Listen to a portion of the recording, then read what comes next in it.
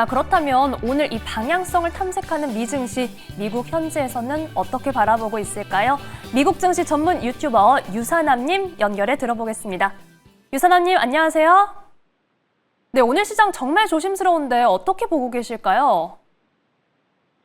네, 말씀해 주신 것처럼 오늘 주식시장은 전반적으로 조심스럽게 움직이고 있습니다. 오늘 사실 전반적으로 옵션이 끝나는 것들이 많기 때문에 이런 옵션에 대한 불확실성 자체에 대해서 조심스러운 모습이 나오고 있고요. 또 여기다가 트럼프 대통령이 향후 2, 3주 내 다른 무역국들과도 관세율을 정리할 예정이며 중국 관세율에 관련해서 2025년 말까지 30% 유지 가능성을 시사하게 되게 되면서 무역에 대한 기대감이 전반적으로 서려 있는 모습이 나오고 있다. 그런 가운데 안에서 10년물 국채 수익률이 현재 4.39%로 안정적으로 내려온 상황이고요. 이런 상황 안에서는 연준이 6월 금리 인하에 대한 기대감을 전반적으로 서려 있는 상황이 나오는 생산자 물가지수가 나왔기 때문에 여기에 대한 기대감도 여전히 서려 있는 모습을 보이고 있다라고 말씀드릴 수 있을 것 같습니다.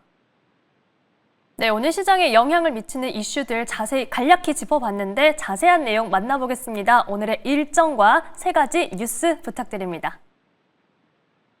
네, 일단 오늘 같은 경우는 건축 관련된 지표들이 나왔습니다. 건축 승인 건수가 예상치를 하회하는 지표가 나왔고요. 주택 착공 건수는 예상치를 소폭 상회하는 지표가 나왔습니다. 그런 가운데 안에서 수입 물가 지수는 예상보다 조금 높은 0.1%가 나오면서 예상치였던 마이너스 0.4%를 상회하는 지표가 나왔고요. 그러고 나서는 오늘 미시간대에서 발표하는 지표가 나오게 될 예정입니다. 미시간대 인플레이션 지표와 소비자 지표가 나올 예정이고요. 그러고 난 이후 GDP 나우가 발표하는 GDP에 대한 예상치가 나오게 될 예정입니다. 자, 그러고 나서는 세 가지 뉴스 간단하게 짚고 넘어가 보도록 하겠습니다. 자, 일단은 최근 들어서 13F가 발표가 됐는데요. 여러 주요 투자자들과 여러 기관들의 13F 발표를 조정해 시장에 영향을 주고 있습니다. 버크셔 해서웨이의 워런 버핏의 버크셔 해서웨이는 전체 포트폴리오를 2,587억 달러 규모로 유지하면서 기술주보다는 가치주 중심 전략을 이어갔습니다. 애플 비중은 유지를 했지만 시티뱅크와 누뱅크는 완전히 처분하면서 금융주에서 전반적으로 축소하는 모습을 보였고요. 특히 컨스텔레이션 브랜드 투자를 2배로 확대하면서 소비재 비중을 늘렸습니다.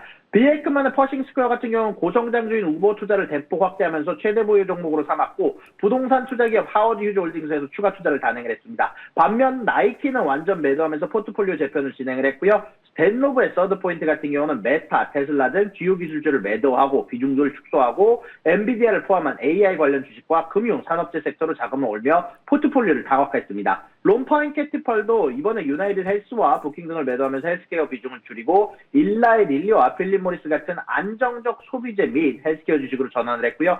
D1 캐피탈은 메타와 스포티파이 등 주요 기술주를 전량 매도하면서 금융과 소비재 중심으로 포트폴리오를 재편을 했고 찰스 슈왑과 벤코메리 같은 금융주에 신규 진입을 했습니다. 타이거 글로벌은 기술주 중심의 전략을 유지했지만 퀄컴과 데이터독 등을 매도하는 대신 엠러빙과 블록 같은 신규주로 비중을 조정하면서 포트폴리오 내 기술주 구성을 다변화를 했고요. 소로스 펀드 매니지먼트는 알리바바 등 중국 기술주 비중을 들이고 유틸리티와 금융주로 전환을 했으며 S&P 500 ETF 비중을 크게 확대하면서 시장 전반에 대해서 안정적인 접근을 선택을 했습니다. 전반적으로 이번 13F 신고는 주요 기관 투자자들이 고금리 환경에 대한 불확실성에 대비해서 기술주 비중을 축소하고 금융, 소비재, 유틸리티 등 안정적인 가치주와 AI와 같은 차세대 성장 분야로 포트폴리오를 재편하는 신중한 모습을 보여주고 있고요. 그리고 하나를 조금 더 짚고 넘어가자면 이런 소식들은 미국과 중국의 관세 관련해서 협상에 돌입하기 이전에 나온 부분들에 대한 주식 투자이기 때문에 이런 부분들 염두에 두시고 보시면 좋을 것 같습니다. 자, 그리고 두 번째 소식입니다. 메타가 차세대 AI 모델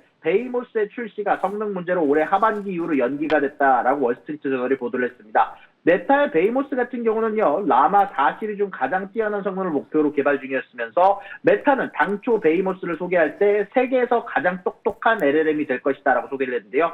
지난 4월 원래 첫 AI 개발자 컨퍼런스인 라마콘에서 공개할 계획이었는데 그러나 내부적인 하크 문제로 인해서 성능 개선에 어려움을 겪고 있다라고 얘기를 하면서 4월에서 6월로 연기가 된 이후 오늘은 또 올해 가을 이후로 출시가 다시 미뤄졌다는 소식이 전달이 됐습니다. 메타 고위 경영진은 라마 4 개발팀의 성과에 실망감을 나타내고 있고 AI 부분에 대한 경영진 교체, 조직 개편도 검토하고 있는 것으로 알려졌고요. 이 같은 소식이 전달이 되면서 전반적으로 메타는 소폭 하방 압력을 받고 있는 것으로 보이고 있습니다. 메타는 베이모스가 당초에 원래는 오픈 AI와 구글, 엔스로픽의 경쟁에서 우위를 점할 것으로 기대를 했으나 내부에서 성능 향상이 기대만큼 이루어지지 않았다는 우려가 계속돼서 제기해왔고요. 특히 최근 AI 업계에서 대규모 언어 모델의 성능 개선이 한계에 부딪히고 있다는 지적이 확산되면서 메타의 이번 연기 역시 그 연장선상에 있다 있다라고 얘기가 되고 있습니다. 업계에서는 오픈AI의 GPT-5, 엔스로픽의 클로드 3.5 또한 지연된 상태이며 효율성을 강조한 소규모 모델이 딥시크 같은 모델이 대형 모델보다 주목받고 있어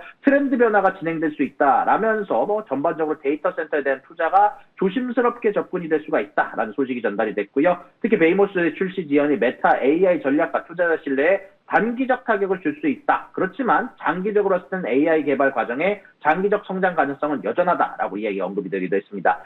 자, 그리고 마지막 소식입니다. 미국 케이블 TV 시장에 대형 인수합병이 성사가 됐습니다. 미국 내 5위권에 해당하는 기업들 차터 커뮤니케이션과 콕스 커뮤니케이션의 합병을 발표를 했는데요. 345억 달러 규모의 합병 계약을 체결했습니다. 두 회사는 이번 합병을 통해서 무선 통신사와 스트리밍 서비스 경쟁에서 우위를 확보할 것으로 기대를 받고 있는데요. 최근 AT&T, T-모빌 같은 무선 사업자들과 넷플릭스 등 인플레 스트리밍 서비스의 급성장으로 인해서 케이블 업계가 지속적인 가입자 감소와 경쟁 압박을 받고 있는데 차터와 콕스의 합병은 서비스 결합을 통해서 네트워크 인프라 효율을 통해 시장 점유율을 높이고 경쟁력을 확보하겠다는 전략을 발표했는데요. 합병 후에는 콕스의 최대 주주인 콕스 가족은 합병 회사 지분의 23%를 보유하게 되고요.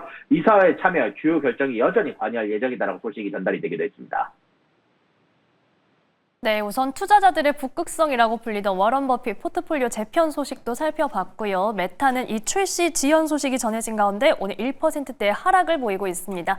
자, 오늘 말씀 여기까지 듣겠습니다. 지금까지 미국 증시 전문 유튜버 유사남님과 함께했습니다. 고맙습니다.